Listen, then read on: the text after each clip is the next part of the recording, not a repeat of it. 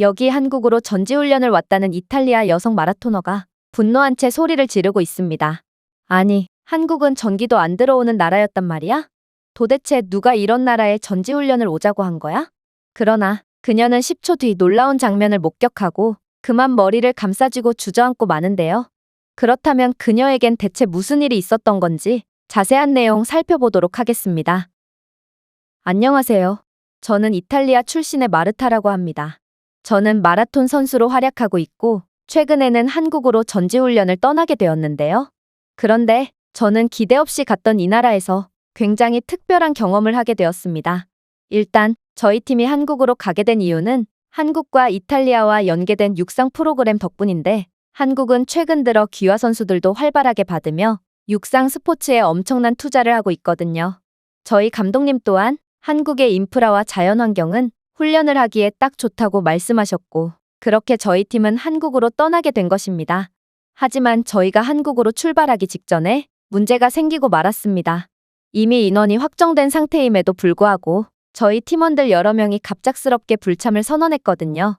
이들은 굳이 머나먼 한국까지 갈 이유를 모르겠다며 한국 같은 후진국에서 훈련을 하다간 분명 부상을 당해서 선수 생명에 지장이 갈 거라는 어처구니 없는 소리를 해댔죠. 그들은 하나같이 랭킹이 낮은 선수들인 걸로 보아 한국으로의 전지훈련에 불참하고 이탈리아에 남아서 개인적인 휴가를 보내려고 하는 모양이었습니다. 감독님도 그 사실을 눈치채셨는지 고개를 가로저으며 그들을 포기해버렸어요. 그들이 갑자기 불참을 선언하면서 저희는 각종 무거운 훈련 장비들을 더욱 짊어져야 하는 부담을 떠안게 됐지만 그런 건 어쩔 수 없었죠. 어쨌든 그렇게 저희는 한국에 도착했고 일단 인천공항 밖으로 나가서 저희를 한국에 보내준 정부에 제출할 사진부터 찍기로 했습니다. 그런데 뭔가 이상하더군요. 한국의 풍경은 뭔가 이상하리만큼 깔끔하고 아름다워 보였거든요. 분명 하늘은 이탈리아가 더 맑고 푸르른 것 같은데 한국은 왜인지 훨씬 더 공간이 탁 트여 있고 멋있어 보였어요. 그리고 이러한 알 수 없는 느낌은 저만 받은 게 아닌지 팀 동료들은 연신 한국의 풍경에 감탄하고 있었죠. 그런데 저는 얼마 후 한국 풍경의 비밀을 깨닫고 말았고 그 즉시 경악을 금치 못하고 말았는데요. 왜냐하면 한국의 길거리에는 전봇대나 전선을 찾아볼 수가 없었고 이게 바로 한국의 멋진 풍경의 원인이었기 때문입니다. 이탈리아만 해도 전선이 거미줄처럼 얽혀 있으며 우뚝 솟은 전봇대는 통행을 방해하곤 하는데요. 그래서 이탈리아에서는 유명한 관광지나 아름다운 건물들을 봐도 뭔가 아름다움을 있는 그대로 느낄 수가 없습니다. 하지만 한국은 전혀 달랐어요. 한국을 둘러싸고 있는 웅장한 산들과 조화된 인천공항의 아름다운 모습은 거미줄 같은 전선줄이 없어서 그런지 엄청난 기세를 자랑하고 있었거든요. 저는 너무나도 놀라서 한국에는 왜 전선줄이 없는 거냐며 이 나라는 전기도 안 들어오는 국가냐며 황당한 감정을 내비쳤는데요. 그때 저희 팀의 인솔을 도와주던 한국체육회 소속 현학 씨가 충격적인 말을 건네오기 시작했어요. 한국은 이미 수십 년 전부터 전선을 지하로 매설하기 시작했습니다. 전봇대와 전선이 지저분하게 얽혀 있으면 미관상 보기도 안 좋고 위험하기도 하잖아요. 이탈리아도 꽤나 선진국이라고 알고 있는데 이탈리아는 아직도 전봇대와 전선이 얽혀 있나요? 저는 순간 감탄과 부끄러운 감정이 동시에 들었습니다. 이탈리아는 전선줄을 지하로 매설하기는커녕 예산이 부족해서 시골 동네에는 이러한 전봇대조차 부족한 경우가 많거든요. 심지어 좁은 보도에도 마구잡이로 전봇대를 설치해둬서 저는 훈련을 하다가 크게 다칠 뻔했던 적이 한두 번이 아닙니다. 하지만 한국은 어떻게 이탈리아보다 수십 년을 앞서 있을 수 있단 말인가요? 한국은 가난한 국가였지만 최근 들어 급격한 성장을 이룬 국가인 줄 알았는데 이들은 이미 수십 년 전부터 엄청난 기술과 저력이 있던 거였습니다. 어쨌든 그렇게 저희 팀이 한국의 풍경에 감탄하고 있을 무렵 현학 씨는 이제 시간이 되었다며 지하철로 이동하자고 재촉했는데요. 그런데 그 순간 엄청난 사고가 터져버렸습니다. 오랜 비행과 짐의 무게 때문에 유난히 힘들어하던 동료 가야가 무거운 짐을 들어올리다가 무릎을 부여잡고 쓰러져 버렸거든요.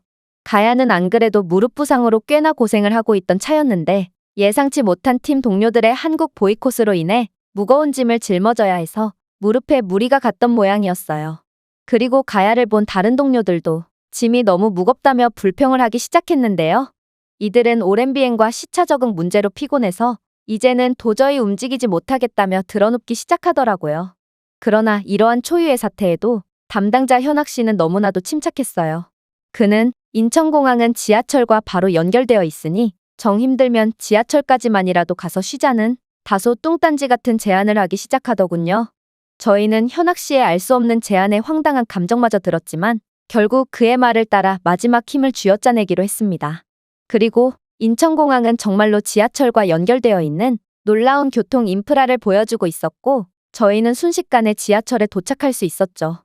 그러나 저희는 한국의 대중교통 인프라에 놀랄 새도 없이 곧바로 어리둥절할 수밖에 없었는데요. 왜냐하면 현학 씨가 영무원으로 보이는 한국인과 대화를 주고받더니 이내 고객 안내센터로 짐을 옮기라는 다소 뜬금없는 이야기를 건넸거든요. 저희는 그의 이해할 수 없는 요구에 다소 짜증이 났고 이를 잠자코 지켜만 보던 감독님도 지금 대체 뭐 하는 거냐며 언짢은 기색을 내비치셨어요. 그때 현학 씨는 경악을 금치 못할 놀라운 발언을 하기 시작했죠. 한국 지하철에서는 무거운 짐을 이동할 수 없는 특수한 상황에 처한 승객분들을 위해 짐 배달 서비스를 제공하고 있거든요. 제가 보기엔 저희가 놓인 이러한 상황은 특수 상황에 해당되는 것으로 보이고 짐 배달 서비스는 지하철 인프라가 구비된 곳이라면 어디든 이용 가능하니 근처에 지하철역이 있는 선수단 숙소까지는 무리 없이 배달될 수 있을 겁니다. 아니, 어떻게 지하철에서 관광객의 짐을 배달해주는 서비스를 제공할 수가 있단 말인가요? 유럽의 경제대국이라고 불리는 이탈리아지만 이탈리아 지하철에서는 이런 놀라운 서비스를 제공해주기는커녕 애초에 대중교통 인프라가 열악해서 지하철 자체를 거의 볼 수가 없는데요. 그저 지하철역 안으로 들어가면 무거운 캐리어를 짊어진 사람들에게 짐을 들어주겠다며 접근해서 그대로 공범의 차량을 타고 도망가는 캐리어 도둑들만 엄청나게 많을 뿐입니다. 그러나 한국은 이탈리아와는 수준 자체가 완전히 다른 모습을 보여주고 있더라고요. 하지만 이런 획기적인 서비스에도 불구하고 감독님은 고민하는 기색이 역력했어요. 그리고 이내 입을 여셨죠. 저희는 당장 내일 모레부터 훈련을 시작해야 하는데 그때까지 짐이 배송될 수 있을까요? 이 말을 들은 현학 씨는 어처구니가 없다는 듯 웃으며 한국에서 배송이란 기본적으로 당일 배송을 말하는 거고 조금 늦어진다면 다음날 배송이라며 내일 모레까지도 배송되지 않는 일은 한국이 망하기 전까지는 절대로 없을 거라는 믿기 힘든 말을 해오더라고요. 이건 택배 배송조차 기본적으로 몇 주에서 한 달은 소요되는 이탈리아와는 전혀 다른 모습이었고 아무래도 한국은 대중교통 인프라뿐만 아니라 교통 인프라와 배송 시스템도 최고 수준을 유지하고 있는 듯 보였습니다. 어쨌든 그렇게 저희는 한국의 놀라운 인프라 덕분에 정말 편하게 숙소까지 도착할 수 있었고 팀 동료들은 만약 그 무거운 짐을 짊어지고 여기까지 왔어야 했다면 피로 누적으로 인해 한국에서의 훈련을 소화하지 못했을 거라며 안도의 한숨을 내쉬더라고요. 그러나 현학 씨는 저희를 잠시도 그냥 내버려두지 않았습니다. 지금 눕는다면 절대로 다시 일어날 수 없을 거고 그렇게 된다면 밤낮이 바뀌어 버려서 훈련을 도저히 진행할 수 없을 거라며 저희 보고 당장 일어나라고 했거든요. 그는 자신이 서울을 소개해주겠다며 아무리 피곤해도 서울 구경을 하며 밤까지 버티라고 했죠. 솔직히 감독님 말도 안 듣는 저희였기에 평소 같았으면 현학 씨의 말을 그대로 무시했을 것입니다. 그러나 저희는 한국의 놀라운 인프라를 직접 경험해보고 한국에 대한 관심과 호기심이 엄청나게 커졌던 터라 순순히 현학 씨의 말을 듣기로 했어요. 그리고 현학 씨는 저희에게 곧바로 충격적인 장면을 보여줬죠. 왜냐하면 현학 씨는 저희에게 돈을 인출하라며 ATM기에 데려갔는데 이 ATM기는 정말 턱도 없는 곳에 위치해 있었거든요. 한국의 ATM기는 관광지 한복판에 놓여 있었고 이건 유럽에서는 절대로 볼 수 없는 장면이기에 저희는 기겁을 할 수밖에 없었는데요. 유럽에서는 ATM기 근처에 숨어 있다가 돈을 인출하는 사람을 몰래 미행해서 범죄를 저지르는 범죄자들이 아직도 많거든요. 그래서 이런 공개된 장소나 사람이 많은 곳에서는 절대로 돈을 인출하지 않습니다. 심지어 이탈리아의 유명 관광지에 있는 ATM기는 기계를 훼손해서 현금을 가져간다든지 하는 범죄가 끊이질 않고 있기에 저희는 항상 경각심을 가지고 돈을 인출하곤 하죠.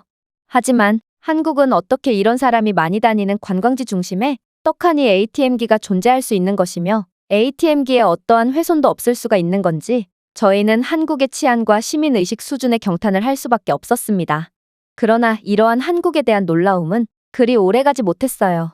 한국에 왔으니 편의점을 한번 구경해봐야 하지 않겠냐는 가야의 말에 따라 대형 편의점에 들어가게 된 저희는 곧바로 한국에 실망하고 말았거든요. 왜냐하면 한국인 손님들은 하나같이 물건값도 안 내고 그냥 도망가 버렸거든요.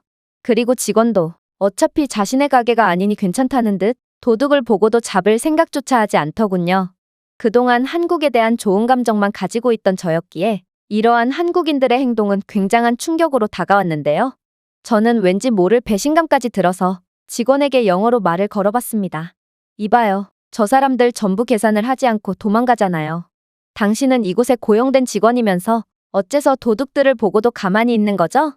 한국인들은 책임감이라는 게 없는 건가요? 그러자 이 직원은 무슨 뚱딴지 같은 소리를 하냐는 듯한 눈빛을 보이더니 이내 도저히 이해할 수 없는 대답을 건네기 시작했습니다. 저분들은 전부 계산을 하고 나갔는데요. 결제기에 스마트워치를 갖다 대는 모습 못 보셨나요? 스마트워치로 물건값을 계산하다니 이건 이탈리아에서는 상상도 못할 일이기에 저는 그저 벙쪄 있을 수밖에 없었습니다. 그리고 한국인 직원은 그런 저를 촌놈 보듯 바라보며 요즘 누가 현금이나 카드를 사용하냐며 한국에서는 휴대폰이나 스마트워치 하나만으로 전부 결제를 한다는 황당한 이야기를 건네왔습니다. 사실 이탈리아에서는 이러한 디지털 결제를 할 수 있을 만한 인프라를 전혀 갖추고 있지 않은데 그저 카드 결제가 가능한 것만 해도 감지덕지해야 할 수준이죠. 하지만 한국의 기술력과 인프라 수준은 대체 어느 경지까지 이르렀길래 이러한 믿기 힘든 모습까지 보여주고 있는 건지 저는 갑자기 한국과 너무나도 현격한 격차를 보이고 있는 조국 이탈리아가 부끄러워지기까지 했습니다. 어쨌든 저희는 몹시 지친 몸이었지만 한국에서 정말 도저히 믿기지 않는 여러 경험들을 할 수 있었는데요. 살면서 유럽 밖으로 나간 적이 없었던 저는 그간 제가 우물한 개구리였음을 확실하게 느낄 수 있었습니다.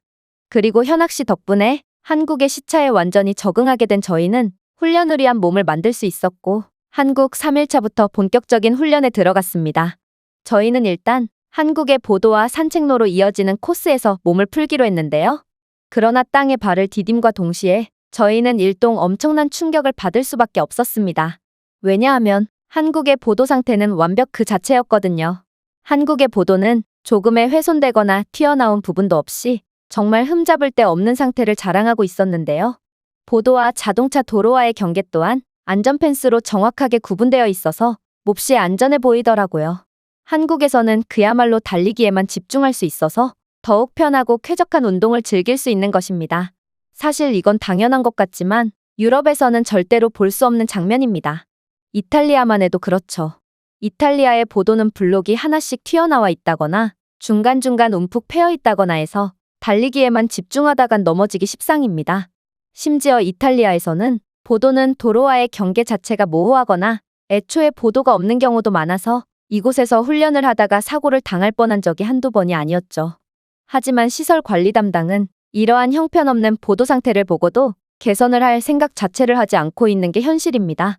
그런데 정말 슬픈 점은 이탈리아는 유럽 국가들치고 많이 양호한 편이라는 것인데요. 저는 대회 참여나 전지훈련 때문에 여러 유럽 국가들에서 훈련해봤지만 정말 말도 안 되는 수준의 보도 인프라를 가진 곳이 상당히 많았거든요.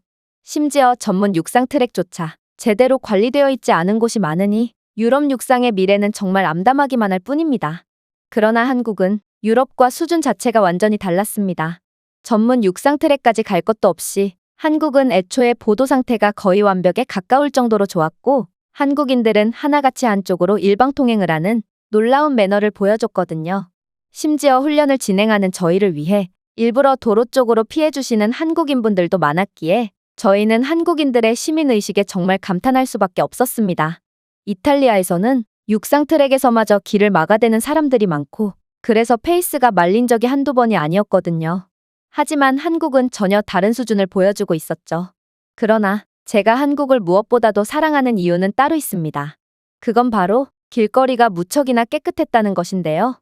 한국에는 길가에 쓰레기가 보인다거나 무허가 건축물들이 튀어나와 있다거나 하는 경우를 단 한 번도 본 적이 없고 그래서 지도에 나온 트랙대로 그대로 뛸 수 있었습니다. 그러나 이탈리아의 경우는 상황이 조금 다릅니다. 보도 곳곳에는 무허가 건축물이 튀어나와 있고 길가는 쓰레기 투성이에 노숙자 텐트촌까지 있어서 위험한 상황들이 종종 연출되곤 하거든요. 그리고 이런 비위생적인 환경은 벌레들도 엄청나게 꼬이게 하고 있는데요. 저는 이탈리아에서 달리기를 하다가 바퀴벌레를 수차례나 밟아서 밑창의 패드가 기능을 아예 못하게 되어버려서 넘어진 적도 있습니다. 하지만 한국은 벌레와 노숙이는커녕 오히려 저희가 훈련을 하는 모습을 본 한국의 시민들은 저희에게 박수와 환호를 보내주며 힘을 북돋아 주었으며 심지어 생수를 건네는 사람들도 있더라고요. 어떻게 처음 보는 외국인에게 이렇게까지 환대를 해줄 수가 있을까요? 한국인들은 정말 친절한 사람들이었고, 제가 만약 이탈리아가 아닌 한국에서 훈련을 했다면 훨씬 더 집중해서 달릴 수 있을 것 같다는 생각마저 들게 했습니다. 그리고 이러한 생각은 팀 동료들도 마찬가지로 하고 있는지 동료들도 힘을 내서 평소보다 빠른 페이스로 훈련하더라고요. 그렇게 저희는 한국의 놀라운 인프라의 덕을 보고 훈련을 즐겁게 마무리할 수 있었는데요. 내일은 지옥 같은 산악 훈련을 한다고 하는데 제가 한국의 산을 버틸 수 있을지 모르겠네요. 만약 후기 글이 올라온다면 제가 아직 살아있는 거고 이 글 이후로 더는 글이 올라오지 않는다면 저는 양지 바른 곳으로 간 걸로 알아두셨으면 합니다. 이 외국인의 글은 여기까지입니다. 한국의 인프라에 충격을 받았던 이탈리아 여성의 사연이었습니다. 제가 준비해온 내용은 여기까지입니다. 끝까지 시청해주셔서 진심으로 감사드리며 여러분들의 구독과 좋아요, 알림 설정은 영상 제작에 큰 힘이 됩니다. 이상 세모튜브였습니다.